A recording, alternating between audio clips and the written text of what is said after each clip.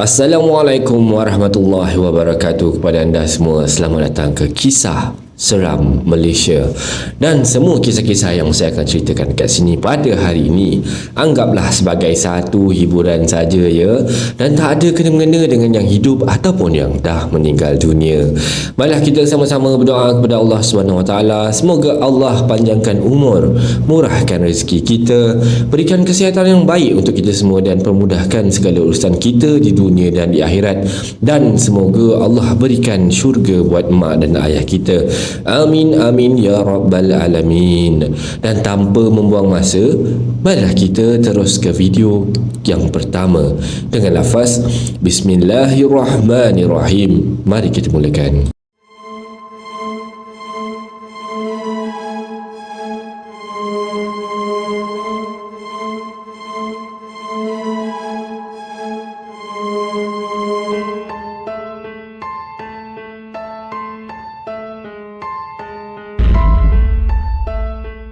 Kisah seram kita pada kali ini, dia berkisah tentang tandas.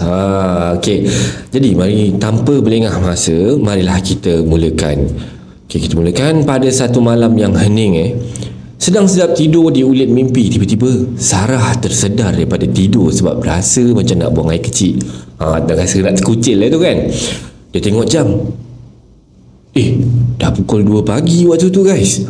Aduh, tengah malam buta macam ni lah nak terkencing, berkata-kata sendiri waktu tu.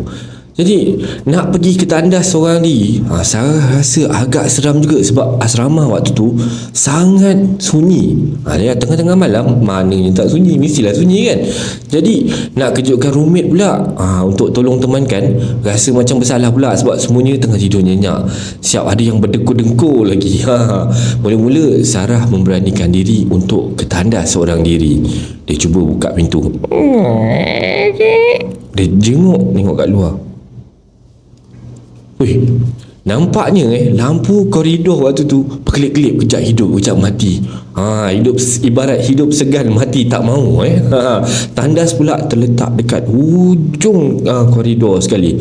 Jadi keadaan bertambah seram apabila salah satu lampu kat koridor tu tiba-tiba pam, mati terus. Alamak, lagi seram kata dia. Dia tutup semula pintu dan berpaling ke arah roommates dia ni yang tengah tidur. Mana satu aku nak kejut ni, kata dia kan. Sambil berfikir untuk nak kejutkan siapa pula bakal jadi peneman dia untuk nak ke tandas pada malam tu. Jadi Sarah mendekati seorang roommate-nya. Nama roommate tu Maria sebab dia seorang yang paling akrab dengan Sarah. Lalu ditepuk-tepuk perlahan bahu rakan dia. Maria,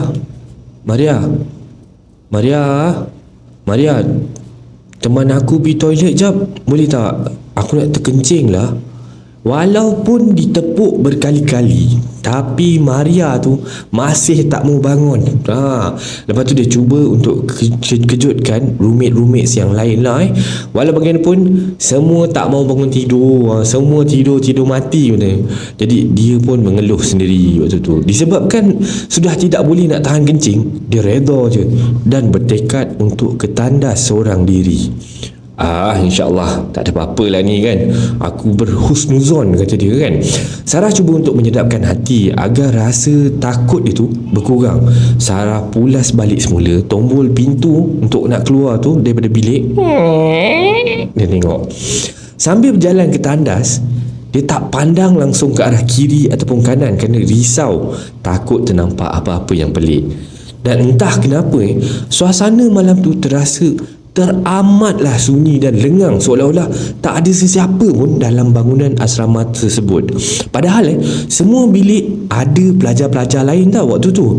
Semasa hampir sampai ke pintu tandas tu, Sarah terdengar bunyi loceng gelang kaki. Cing cing. Bunyi loceng gelang kaki. Kecing kecing. Macam tu lah agaknya bunyi loceng gelang kaki. So yang macam orang pakai semasa tarian tradisional India tu, yang loceng gelang kaki tu lah, dari arah belakang dia. Bunyi loceng tu jelas, tapi kedengaran macam agak sayup-sayup jauh kat belakang kan. Dia dah mula cuak tetapi teruskan juga nak masuk ke dalam tandas sebab memang dah tak tahan sangat dah waktu tu. Sarah tekan suis lampu dan terus meluru ke kubikel tandas untuk melepaskan hajatnya. Dan setelah selesai, dia pun keluar daripada kubikel tu. Tiba-tiba bulu romanya naik meremang. Macam tu. Sarah hampir-hampir menjerit apabila ternampak satu susuk perempuan sedang bercangkung di pintu utama tandas sambil membelakanginya. Tapi dia rasa lega apabila sedar yang perempuan tersebut adalah roommate dia tadi yang dikejut tu, Maria. So, dia cam baju tidur warna hijau si Maria ni dengan rambutnya mengurai panjang, tak diikat, duduk bercangkung kat depan pintu tandas tadi. Oi, Maria, astagfirullahalazim, terkejut aku. Tiba-tiba je kau ni masuk toilet kan. Tadi aku kejut kau tak nak bangun. Sarah membebel sambil berjalan ke sinki untuk basuh tangan. Okey, kau kenapa cangkung kat situ? Nak berak ke apa? Walau bagaimanapun, Maria tidak memberikan sebarang reaksi. Toleh ke arah dia pun tidak tau. Jadi Maria ni metu je kat depan pintu tu sambil bercangkung kat depan pintu tu. Oi, Maria, aku cakap dengan kau ni.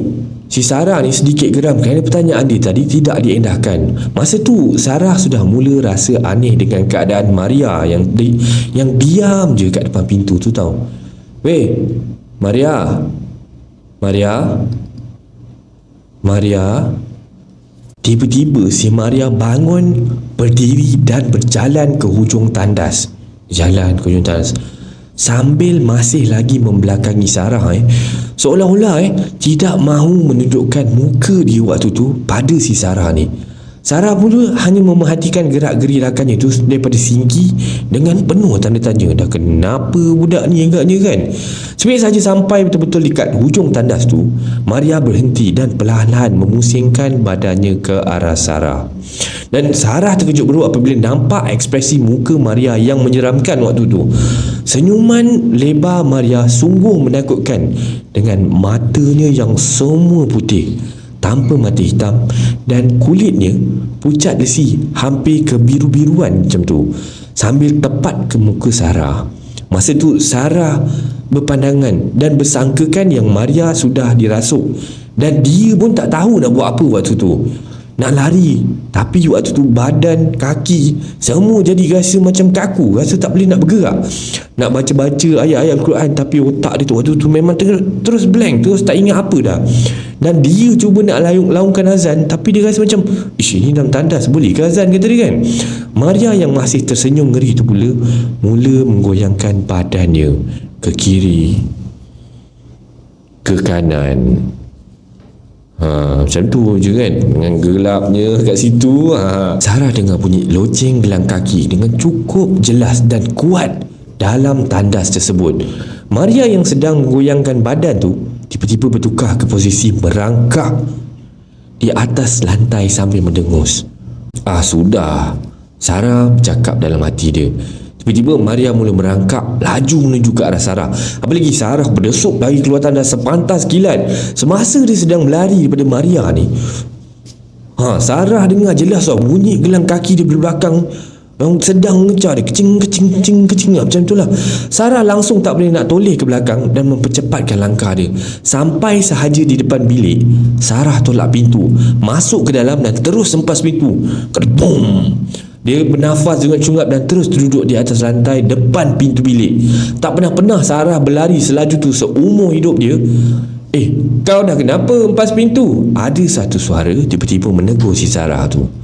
Suara itu datang daripada Maria yang sedang duduk dekat atas katil sambil menggosok-gosok mata dia. Si Sarah tu terkejut lah. Sarah terus menjerit kerana beranggapan bahawa Maria yang mengejarnya tadi berjaya masuk ke dalam bilik. Disebabkan oleh jeritan Sarah tu, semua roommates yang tidur tadi terus bangun serta-merta. Weh, relax. Kau ni kenapa ni? Kau jerit-jerit ni? Maria bingkas bangun daripada katil untuk menenangkan Sarah. kau setan daripada badan kawan aku. Si Sarah bersuara lantang sambil mengelak daripada Maria. Itulah yang Maria cuba nak tenangkan dia. Tapi sebab si Maria ni dia ingatkan yang tadi tu, dia dah terjerit-jerit macam orang kena histeria lah macam tu. Kau okey tak ni? Kau nampak hantu ke apa? Salah seorang roommate yang lain bertanya kepada si Sarah. Apabila dengar perkataan hantu tadi, Sarah macam sedar tau. Dia sedarkan sesuatu. Dia diam seketika untuk menenangkan diri dan dia perhatikan semua roommate dia dan air sekali dia pandang ke arah Maria. Tadi kau pergi toilet kan Maria? Sarah bertanya pada Maria. Mana ada, aku baru bangun ni lepas kau hempas pintu tadi, Maria menjawab. Dan Sarah terus menceritakan peristiwa tadi kepada mereka semua. Rupa-rupanya hantu pakai gelang kaki tu memang popular di kalangan pelajar blok asrama tersebut. Dan pelajar-pelajar lain yang mengalami pengalaman mistik di blok asrama ini sebelum ni memang pernah dengar bunyi kaki yang sama.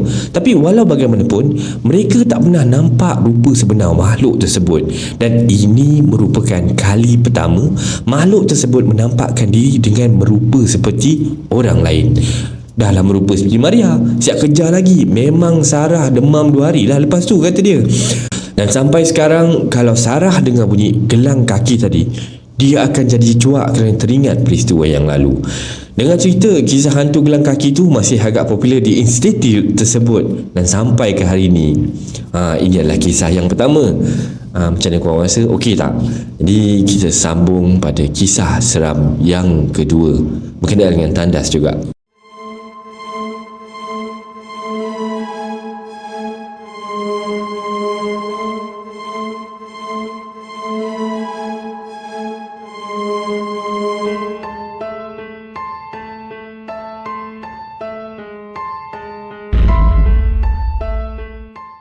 Baik, cerita yang seterusnya ni dia berkenaan dengan tandas juga. Yang ni pula tandas OKU. Kita mulakan. Hai, nama aku Hakim. Aku merupakan seorang pelajar jurusan Seni Bina di sebuah universiti awam terletak berdekatan dengan ibu negara Malaysia. Dan secara jujur, aku bukanlah seorang yang jenis percaya akan cerita-cerita seram ataupun cerita-cerita hantu dan benda-benda yang berkenaan macam itulah, kata dia. Ya, tipulah kalau aku kata aku tidak takut hantu, tetapi aku kurang percaya dengan kononnya kisah seram yang berlaku di satu-satu tempat. Bila Nabila, kata dia, aku masih ragu-ragu akan kesahihannya. Makcik jual karipap pula pukul 3 pagi di asrama sekolah. Langsung aku tak percaya. Bagi aku, itu semua hanyalah mitos untuk menakutkan orang-orang ramai. Contohnya macam makcik karipap yang jual karipap di asrama tu pukul 3 pagi, kata dia kan. Pada aku, itu lebih kepada tujuan untuk mengelakkan para pelajar berjaga sampai pagi. Yalah, sebagai manusia, rehat tu satu keperluan kan. Asalkan tidak terlalu melebih. Betul tak? Setuju tak? Jadi cerita-cerita macam tu mungkin direka hanya untuk menakutkan pelajar-pelajar ni supaya kau tidur. Jangan tak tidur, kata dia. Kalau tidur lambat pun bahaya, kata dia. Tak baik untuk kesihatan.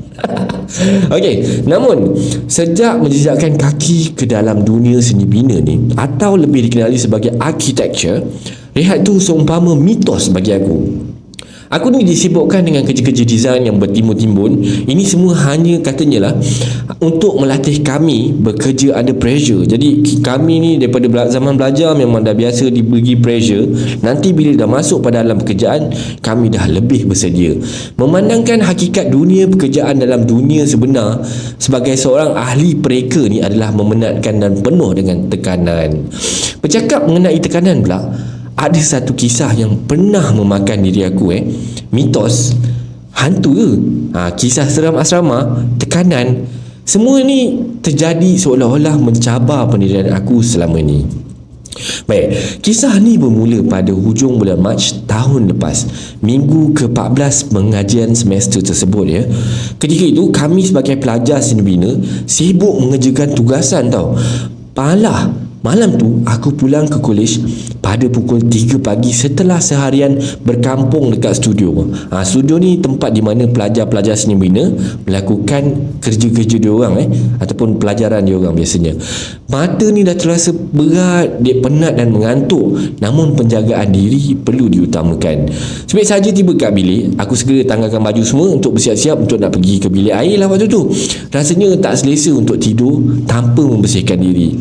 Tandas berada tidak jauh daripada bilik aku dan lebih kurang 2 meter je jaraknya. Suasana bilik mandi tu lengang. Yelah, dah pukul 3.30 pagi kan waktu tu. Siapa pula yang nak mandi pada jam-jam pukul 3.30 pagi kan, kata dia. Bilik mandi tu dibahagikan kepada 4 ruang mandi dan 1 untuk kegunaan OKU. OKU orang kurang upaya. Sebenarnya tandas OKU tu sudah lama tidak digunakan, memandangkan pelajar OKU diberikan keutamaan untuk tinggal ke aras bawah berbanding dengan aras 3. Maksudnya aras yang ditinggal ni lah sekarang ni. Sebab yalah orang OKU kan susah nak panjat-panjat tangga kan.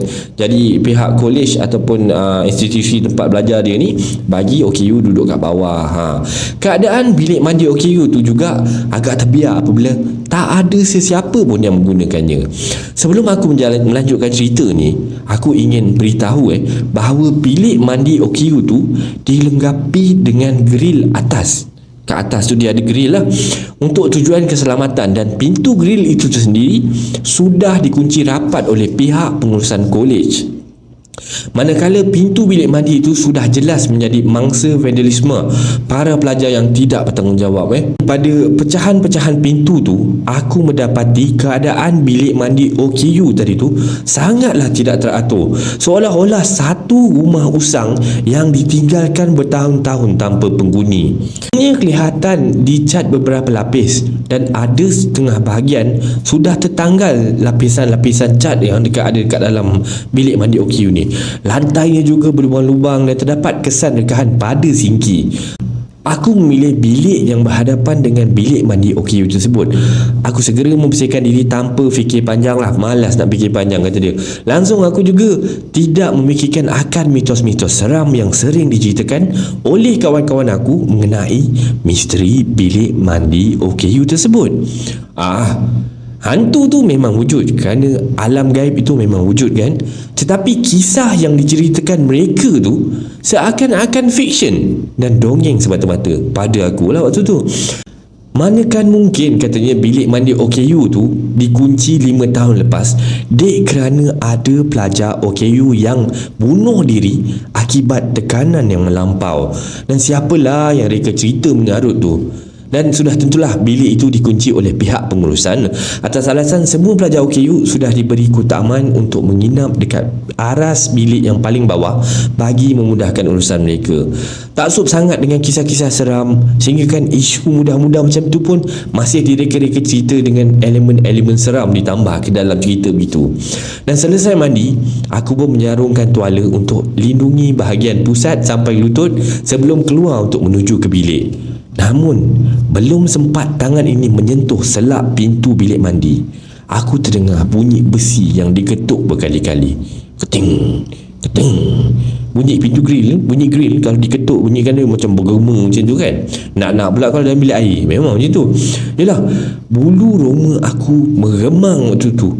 Siapa pula yang mengetuk besi pada waktu macam ni? Jika difikirkan lagi, benda yang diperbuat daripada besi dalam tandas tu hanyalah pintu grill bilik OKU tu saja yang ada dekat depan bilik aku ni, bilik mandi yang aku gunakan sekarang kan. Berderau jantung aku dibuatnya. Aku menelan air liur sebagai tanda cuba untuk mengumpulkan semangat aku. Namun bunyi tu semakin kuat guys. Dan jika beza masa antara satu ketukan kepada satu ketukan sebelum ni agak perlahan, dan sekarang bunyi tu semakin laju. Tang, tang, tang, tang. Aku cuba mencari alasan yang positif untuk menenangkan diri waktu tu. Tapi agak mustahil angin mampu masuk ke dalam sini kerana tak ada sebarang tanda bahawa wujudnya tiupan angin yang kuat hingga mampu menggoncangkan pintu grill macam tu sekali punya kuat. Memandangkan posisi bilik mandi aku ni, aku bertentangan dengan tandas OKU tu, aku cuba membongkokkan tubuh untuk melihat keadaan bilik itu melalui luang bukaan bahagian bawah pintu bilik mandi tu. Dia pembungkuk lah. Saiz ruang bukaan tu lebih kurang dalam 30 cm je. Sudah cukup besar untuk aku lihat apa yang terjadi dekat luar bilik mandi ketika itu. Dan aku tundukkan tubuh bersama debaran tu dalam hati. Dup-dam. Rasa takut serta-merta menghasut diri aku. Alangkah terkejutnya aku apabila mendapati kelibat sepasang kaki sedang berdiri berhadapan menghadap bilik mandi yang aku tengah ada kat dalam ketika itu. Aku tersentak waktu tu, terjatuh ke belakang. Aku terduduk melihat sepasang kaki milik seseorang yang ketika itu berdiri menghadap tepat ke arah pintu bilik mandi. Dan secara teknikalnya, kami bertentangan antara satu sama lain cuma dipisahkan oleh satu pintu. Allahu Akbar. Aku melihat sekilas kelipat kaki yang kelihatan macam pucat, bagaikan tak ada darah yang mengalir dalam tubuhnya. Kulit-kulit pada bahagian kaki tu seperti ada kudis dan mengeluarkan nanah. Semestinya nanah pekat kuning itu yang mengalir keluar, membuatkan aku kembang tekak dan ingin muntah waktu tu. Beberapa detik aku melihat kelibat kaki tu ingin beredar daripada depan pintu. Selangkah, dua langkah dan sesuatu terjadi. Bahagian kiri kaki tersebut terjatuh seperti terputus daripada bahagian tubuh seseorang tu. Dan orang tu membiarkan bahagian kaki yang terputus tu jatuh terkulai ke atas lantai. Bahagian kaki yang seakan-akan mereput daripada bahagian lutut ke bawah tu dipenuhi dengan nanah dan kudis yang membusuk. Aku jijik waktu tu. Aku ingin menjerit minta tolong, tetapi suaraku seolah-olah hilang bersama dengan semangat keyakinan diri aku waktu tu.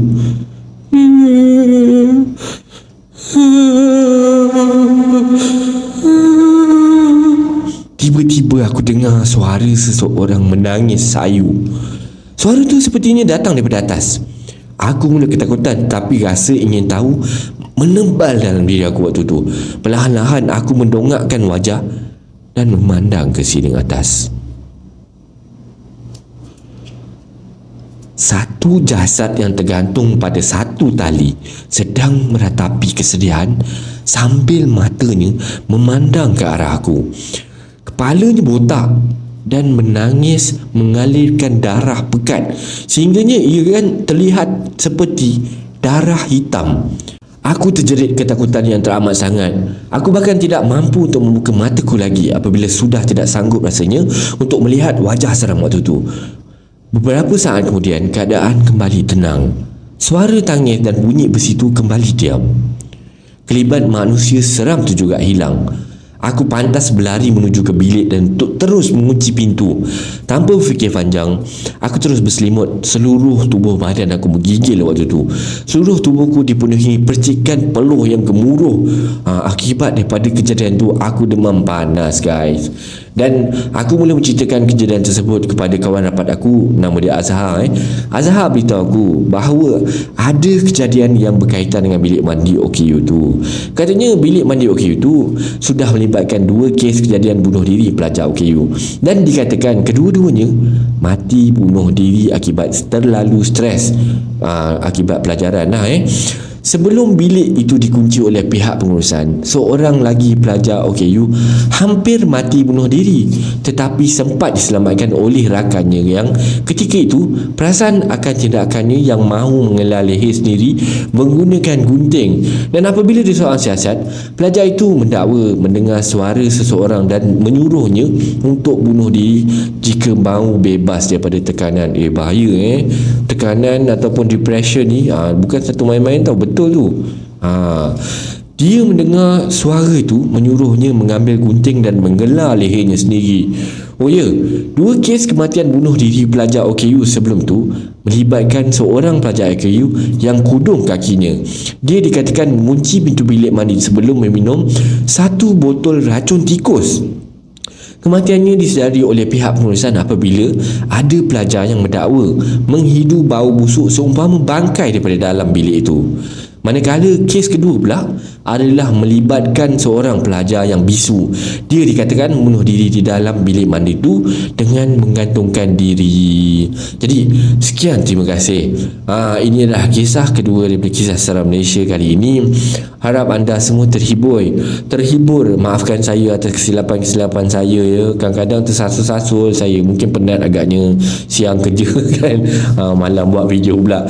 Baik, sebarang komen, like dan share daripada anda semua amat-amatlah dihargai, dan terima kasih pada yang dah subscribe di channel ini, dan yang masih belum tu, bantulah saya dengan menekan butang subscribe tu. Setiap subscribe yang anda berikan adalah ibarat satu semangat buat saya untuk terus berkarya. Bantulah saya untuk membuat banyak video-video yang baik, yang menarik untuk anda semua tonton, insya-Allah. Dan yang baik itu datang daripada Allah Subhanahu Wa Taala, yang buruk tu datang daripada kelemahan diri saya sendiri.